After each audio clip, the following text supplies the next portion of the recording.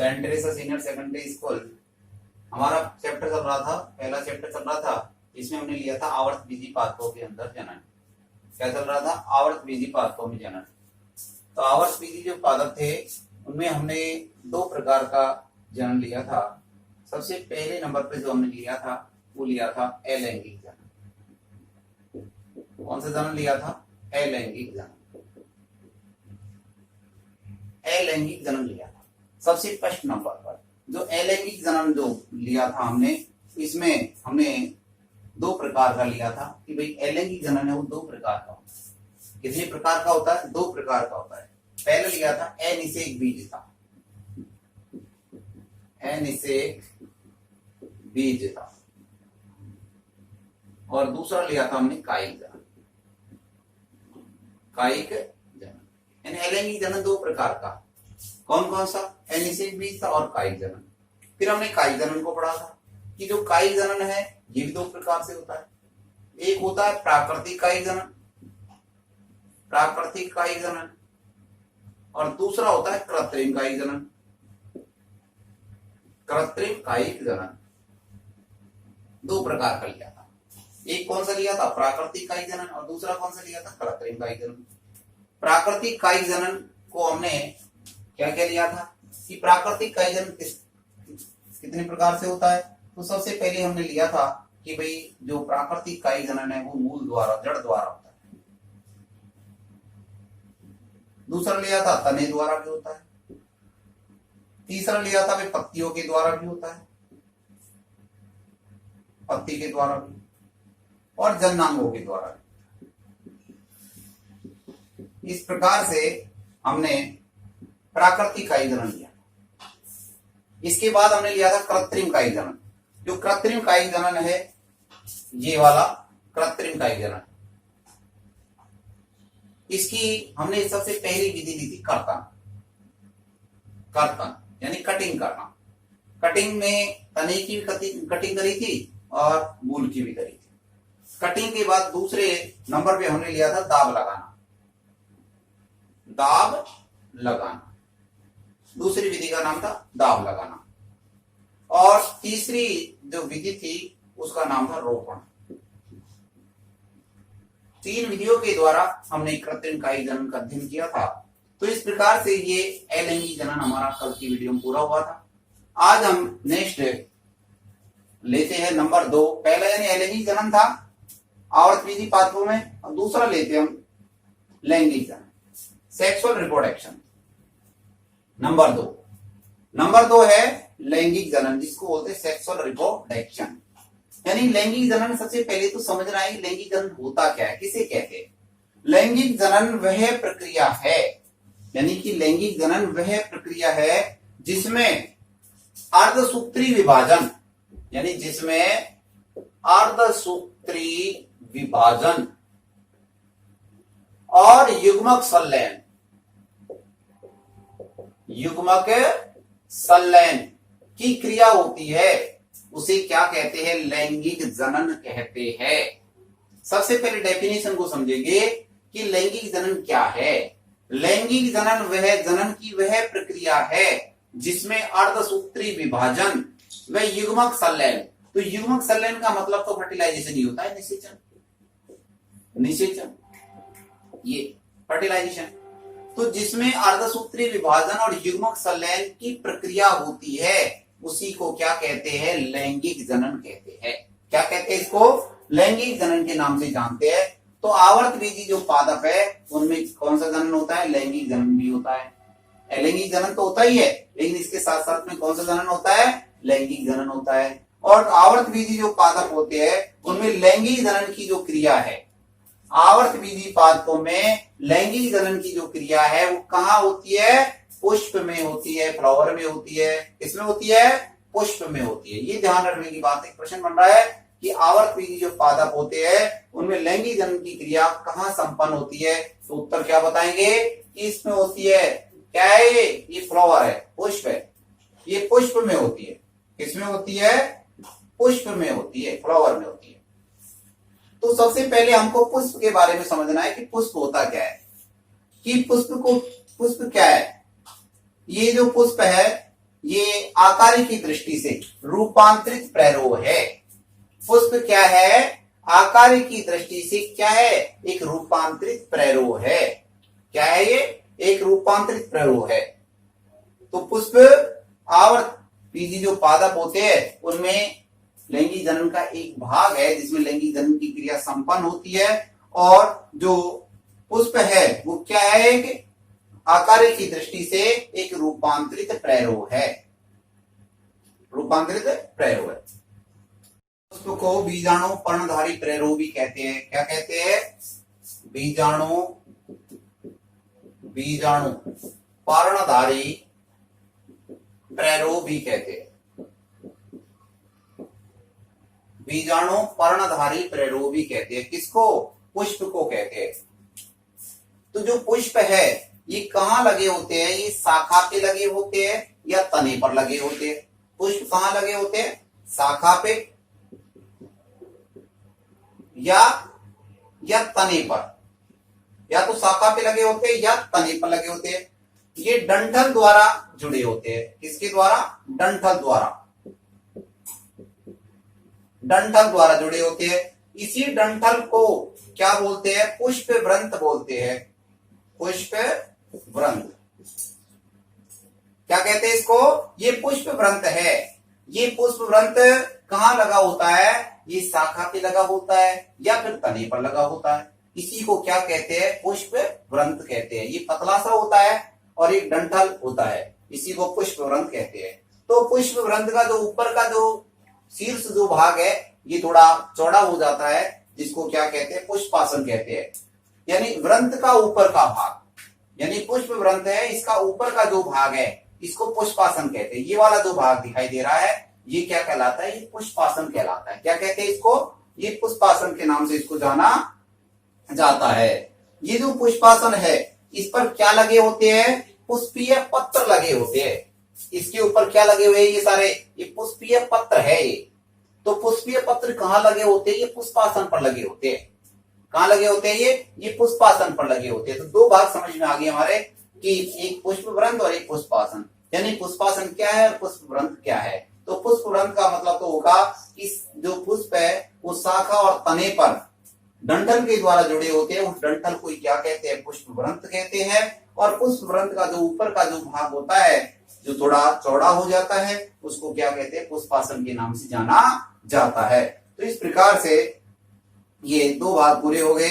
अब हम आगे देखते हैं कि जो प्रारूपी पुष्प होता है, जैसे ये पुष्प है, ये प्रारूपी पुष्प हमने देखा है। इसमें ये प्रारूपी जो पुष्प है इसमें मुख्य रूप से 4 चक्र पाए जाते हैं। कितने चक्र पाए जाते हैं इसमें?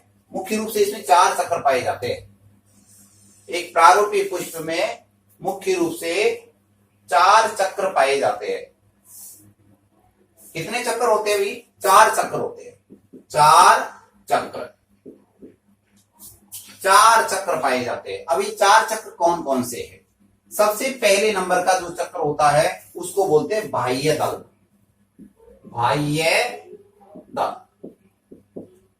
पहला है, पहला हो गया बाह्य दल पुंज।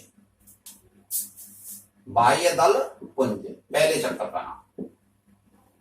पुष्प का सबसे पहला चक्र कौन सा है? बाह्य दल पुंज है। दूसरे नंबर का है दल पुंज।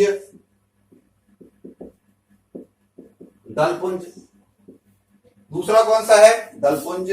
तीसरा कौन सा है? पुमंग। और चौथा कौन सा है? जायाम। इस प्रकार से 4 चक्र होते हैं। पुष्प में कितने चक्र पाए जाते हैं? 4 चक्र पाए जाते हैं। 4 चक्र कौन कौन से हैं? पहला है बाह्य दल पुंज, दूसरा है दल पुंज, तीसरा है पुमंग और चौथा है जायाम। जिस पुष्प में ये चारों चक्र पाए जाते हैं, जिस पुष्प में यदि ये चारों चक्र उपस्थित होते हैं, ऐसे पुष्प को पूर्ण पुष्प कहते हैं। क्या कहते हैं? जिसमें ये चारों चक्र पाए जाते हैं उसी का नाम है पूर्ण पुष्प। कंप्लीट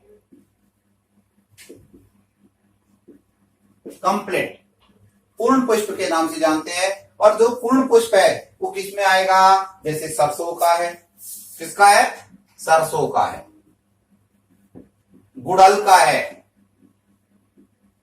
गुड़ल। सरसों और गुड़ल ये किस में आते हैं? ये पूर्ण पुष्प में आते हैं, क्योंकि इनमें क्या है, बाह्य दल भी होता है, दलपुंज भी होता है, पुमंग भी होता है और जायंग भी होता है।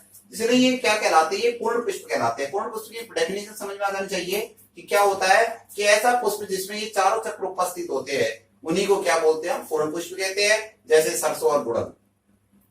दूसरे होते हैं इनकम्प्लीट। इनकम्प्लीट फ्लावर, यानी इनकम्प्लीट फ्लावर क्या है? इनकम्प्लीट का मतलब है कि हम ये बात को हमको समझ में आ गई, भाई पुष्प के 4 चक्र होते हैं, लेकिन यदि चारों चक्र में से कोई सा भी यदि एक चक्र एब्सेंट हो जाए, एक भी चक्र यदि अनुपस्थित हो जाए, तो ऐसे पुष्प को क्या बोलते हैं? अपूर्ण पुष्प बोलते हैं। क्या कहते हैं इसको? अपूर्ण पुष्प कहते हैं। अपूर्ण पुष्प, अपूर्ण पुष्प के नाम से जाना जाता है, यानी इनकम्प्लीट।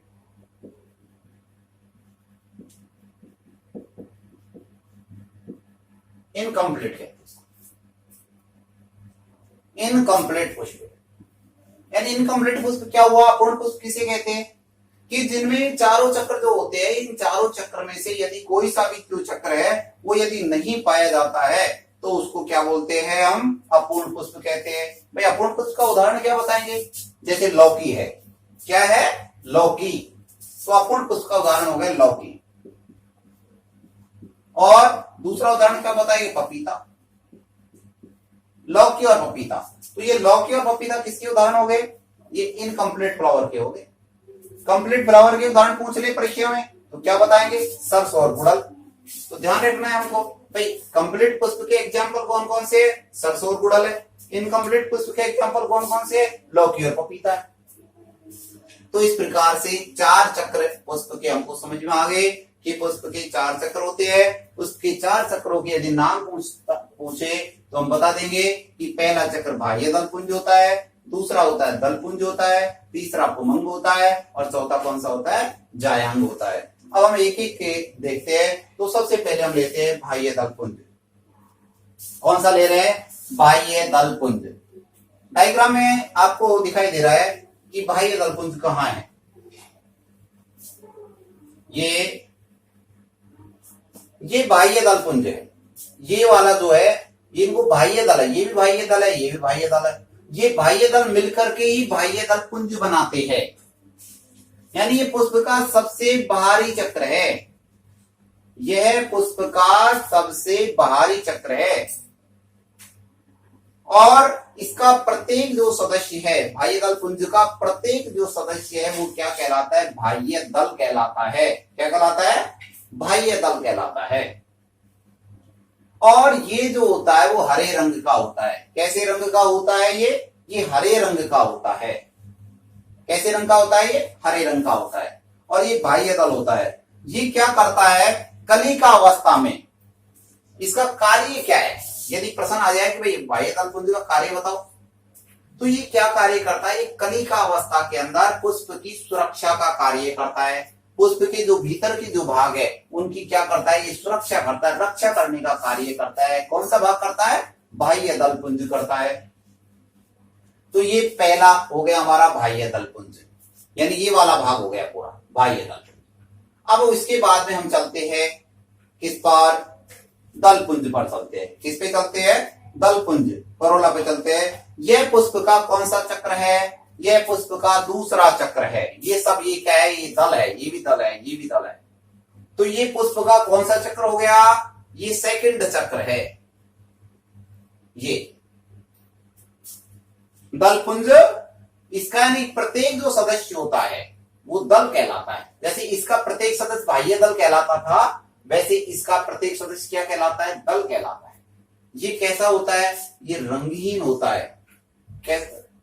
रंगीन। कौन सा होता है? रंगीन होता है। कैसा होता है? ये रंगीन।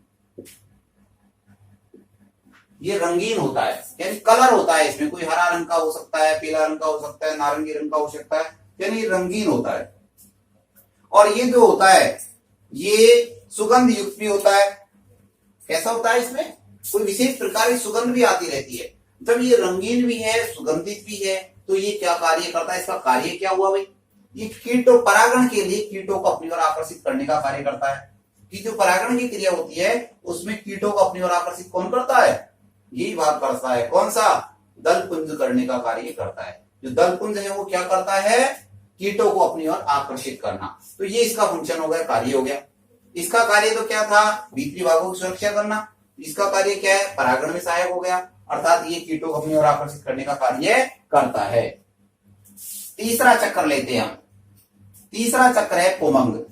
तीसरा कौन सा है, पुमंग है, यानी ये पुष्प का तीसरा चक्र है। यह पुष्प का नर जनन अंग होता है। क्या कहते हैं इसको, नर जनन अंग। क्या कहते हैं इसको, नर जनन अंग कहते हैं। इसका प्रत्येक जो सदस्य है वो क्या कहलाता है, इसका जो प्रत्येक सदस्य है वो, इसका प्रत्येक सदस्य जो होता है पुंकेसर कहलाता है। क्या कहलाता है, पुंकेसर। क्या कहलाता है, पुंकेसर के नाम से इसको जाना जाता है। पुंकेसर का मतलब लघु बीजाणु पर्ण। इसका क्या नाम है, लघु बीजाणु पर्ण भी कहते हैं इसको, लघु बीजाणु पर्ण। क्या कहलाता है, लघु बीजाणु पर्ण कहलाता है, लघु बीजाणु पर्ण। ये यानी कि लघु बीजाणु पर्ण क्या है, यानी जो पुमंग का जो प्रत्येक सदस्य है, यानी पुमंग की जो प्रत्येक इकाई है उसी को क्या कहते हैं, लघु बीजाणु पर्ण कहते हैं, यानी पुंकेसर कहते हैं। ये पुंकेसर है, इसमें ये क्या है, ये पुंकेसर है। तो पुमंग की जो प्रत्येक इकाई है, प्रत्येक सदस्य है, उसी को पुंकेसर क्या कहते हैं, पुंकेसर कहते हैं। यानी पुमंग की प्रत्येक इकाई का नाम है पुंकेसर। तो पुंकेसर वो 3 से मिलकर के बना होता है। यानी हम ये कह सकते हैं कि पुंकेसर के 3 भाग होते हैं। 3 भाग कौन कौन से होते हैं, एक होता है पुतंतु, दूसरा होता है योजी और तीसरा होता है परागकोश। यानी 3 से मिलकर के बना होता है। कितनों से मिलकर के बना है ये 3 से मिलकर के बना है। किससे मिलकर के बना है, ये 3 भाग कौन कौन से होते हैं। पहला भाग बता देंगे, पुतंतु होता है। दूसरा भाग कौन सा होता है, योजी होता है। और तीसरा भाग कौन सा होता है, इसका परागकोश होता है। वैसे इसकी स्ट्रक्चर, पुंकेसर की स्ट्रक्चर हमने 11th क्लास के अंदर देखी है, लेकिन एक बार वापस देख लें कि भाई इसकी स्ट्रक्चर होती कैसे है। वैसे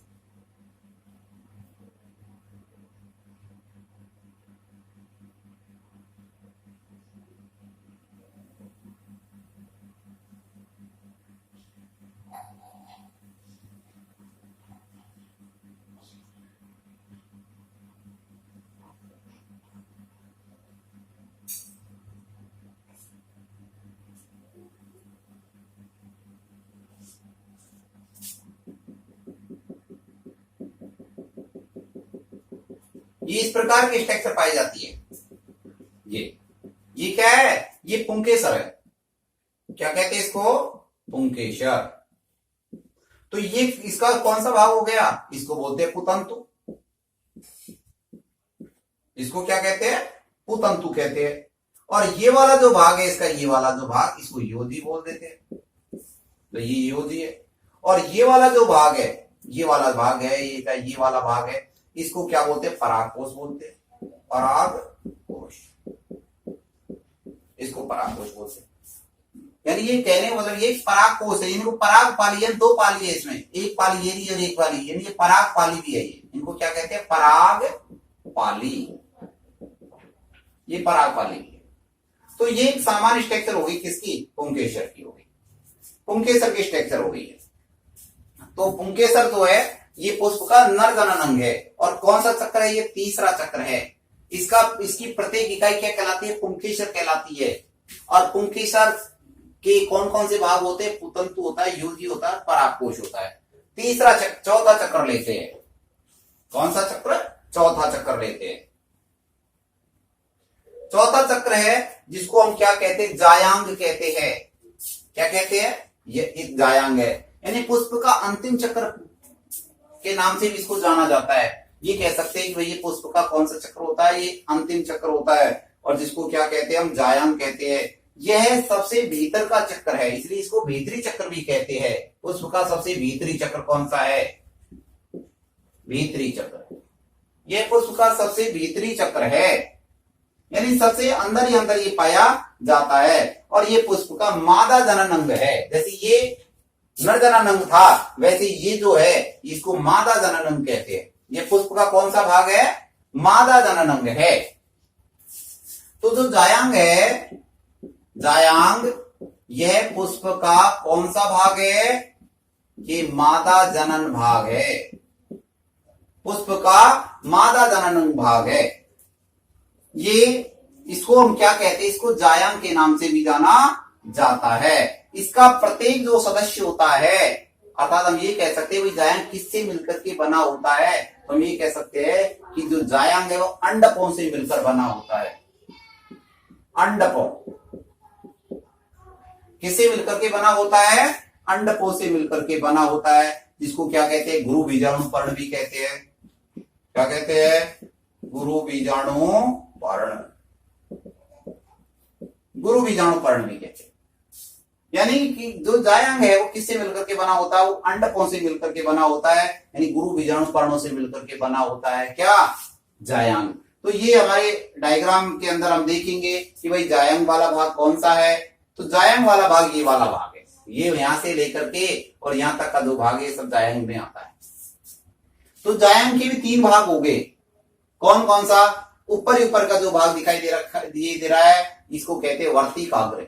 ये पतली जो स्ट्रक्चर है इसको बोलते हैं वर्तिका, और ये फूला हुआ जो भाग दिखाई दे रहा है इसको बोलते हैं अंडाशय। तो कितने भाग हो गए? इसके भी 3 भाग हो गए। यदि हम स्ट्रक्चर देखना चाहते हैं कि भाई स्ट्रक्चर कैसी होती है, तो एक बार इसकी भी स्ट्रक्चर को देख लेते हैं हम। कि सबसे पहले आपने इस प्रकार की एक संरचना 11th क्लास के अंदर बनाई है, यहां से लेकर के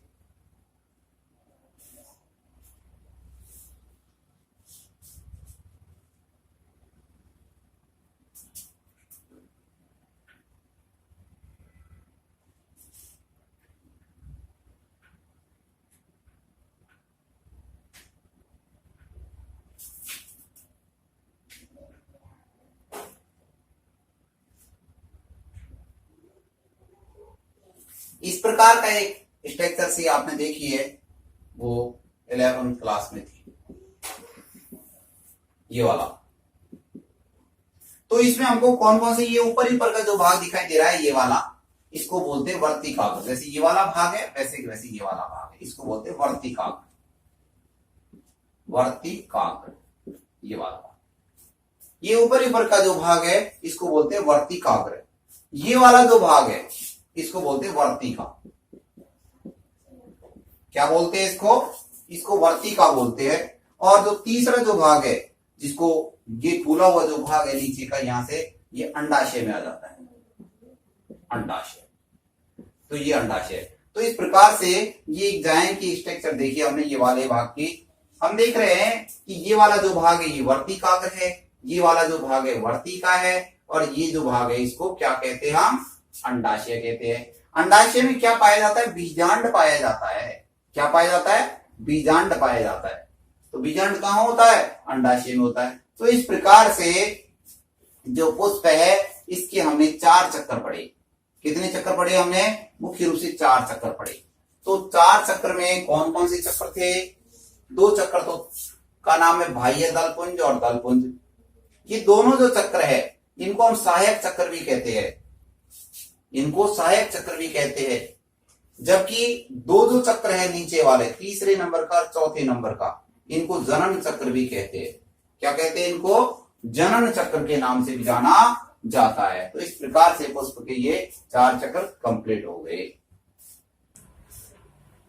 लैंगिक जनन में हम देखते हैं, लैंगिक जनन, सेक्सुअल रिप्रोडक्शन। अब इसकी डेफिनेशन लिखी है हमने कि जनन की वह प्रक्रिया, परिभाषा ले रहे हैं हम सेक्सुअल रिप्रोडक्शन की। जनन की वह प्रक्रिया जिसमें अर्धसूत्री विभाजन, जिसमें अर्धसूत्री विभाजन व युग्मक संलयन होता है। 2 काम हो रहे हैं, अर्धसूत्री विभाजन भी होगा और युग्मक संलयन होता है, उसे क्या कहते हैं? लैंगिक जनन कहते हैं। डेफिनेशन है कि जनन की वह प्रक्रिया जिसमें अर्धसूत्री विभाजन और युग्मक संलयन होता है, क्या कहलाता है? वो लैंगिक जनन कहलाता है। तो आवर्तबीजी जो पादप होते हैं उनमें लैंगिक जनन की क्रिया कहां संपन्न होती है? ये पुष्प में संपन्न होती है, फ्लावर में। इसमें फ्लावर में। पुष्प क्या है? पुष्प आकार की दृष्टि से रूपांतरित प्ररोह है। पुष्प क्या है? आकार की दृष्टि से रूपांतरित प्ररोह है पुष्प। पुष्प को क्या कहते हैं? बीजाणु पर्णधारी प्ररोह भी कहते हैं। क्या कहते हैं? बीजाणु पर्णधारी प्ररोह भी कहते हैं। अब पुष्प की स्ट्रक्चर लेते, संरचना लेते। जैसे हमने डायग्राम में देखा था, पुष्प पौधे की शाखा या तने पर, या तो शाखा पे लगेगा या तने पर लगेगा। शाखा या तने पर पतले डंठल द्वारा लगा होता है। डंठल द्वारा लगा होता है। इस डंठल को क्या कहते हैं? पुष्प वृंत कहते हैं। पेडिकल बोलते हैं। क्या बोलते हैं? पुष्प वृंत बोलते हैं। वृंत का ऊपरी भाग, यानी वृंत का ऊपर का जो भाग है, जो चौड़ा भाग बताया था आपको डायग्राम में, वृंत का जो ऊपर का जो भाग है वो पुष्पासन थैलेमस, पुष्पासन कहलाता है। यानी वृंत का ऊपर का जो भाग था डायग्राम में, उसको क्या कहते हैं? पुष्पासन कहते हैं। जिस पर पुष्प के पुष्पीय पत्र लगे होते हैं। पुष्पीय पत्र जैसे बाह्य दल है, वो इसी पर लगे होते हैं। एक प्रारूपी पुष्प में 4 प्रमुख भाग होते हैं। कितने भाग होते हैं? 4। और जो 4 प्रमुख जो भाग है वो 4 चक्रों में लगे होते हैं। कितने चक्रों में? 4 चक्रों में लगे होते हैं। जब किसी पुष्प में चारों चक्र यदि उपस्थित होते हैं तो उसे क्या कहते हैं? कंप्लीट पुष्प बोलते हैं, यानी कि पूर्ण पुष्प कहते हैं। और पूर्ण पुष्प किसका होता है? सरसों का और गुड़हल का। एग्जाम्पल हो गए सरसों और गुड़हल। यदि पुष्प में इन 4 चक्रों में से कोई भी चक्र अनुपस्थित होता है, यदि इनमें से कोई सा चक्र, चारों में से यदि कोई सा एब्सेंट है, तो उसे इनकम्प्लीट पुष्प कहते हैं, अपूर्ण पुष्प कहते हैं। और अपूर्ण पुष्प का एग्जाम्पल है लौकी और पपीता। लौकी और पपीता। एक प्रारूपी पुष्प के 4 चक्र निम्न प्रकार है। तो 4 चक्र कौन कौन से बताए थे आपको? पहला बताया था बाह्य दल पुंज, दूसरा बताया था दल पुंज, तीसरा बताया था आपको उमंग, और चौथा बताया था जयान। तो पहला ले रहे हैं हम बाह्य दल पुंज। यह पुष्प का सबसे बाहर वाला है। सबसे बाहर वाला कैसे रंग का? हरे रंग का चक्र होता है। सबसे बाहर वाला हरे रंग का चक्र होता है, जिसके प्रत्येक सदस्य को क्या कहते हैं? बाह्य दल कहते हैं। यानी बाह्य दल पुंज का प्रत्येक सदस्य क्या कहलाता है? बाह्य दल कहलाता है। क्या कार्य करता है? ये कलिका अवस्था में पुष्प के भीतरी भागों की क्या करता है? ये सुरक्षा करने का काम करता है। तो ये इसका कार्य हो गया कि बाह्य दल पुंज का कार्य क्या है? क्या कार्य करता है? पुष्प के भीतरी भागों की सुरक्षा करना कलिका अवस्था में। जब पुष्प बनता है, खिलता है, तो उस समय कंडीशन। दूसरा भाग है दल पुंज, करोला। यह पुष्प का दूसरा चक्र है। पुष्प का दूसरा चक्र कौन सा है?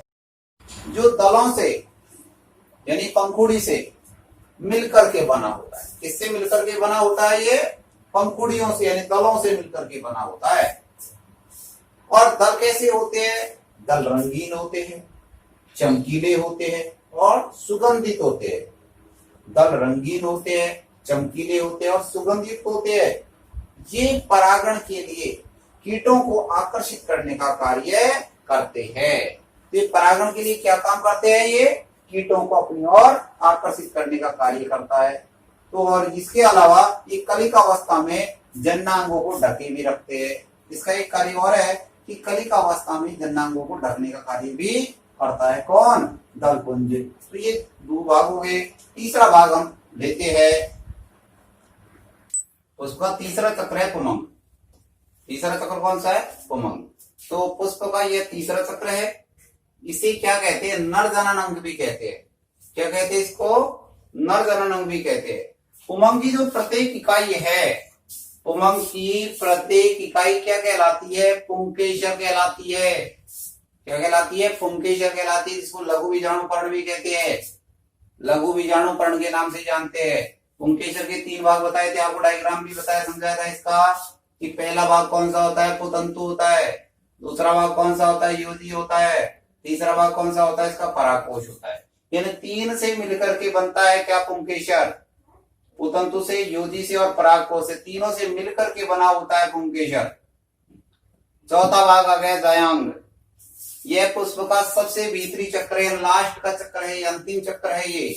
यह पुष्प का मादा जननांग है, यानी ये तो पुष्प का नर जननांग था और ये पुष्प का क्या है, मादा जननांग है। इसको स्त्री केसर भी कहते हैं। क्या कहते हैं इसको, स्त्री केसर कहते हैं। जैसे इसको पुंकेसर कहते हैं वैसे इसको स्त्री केसर कहते हैं।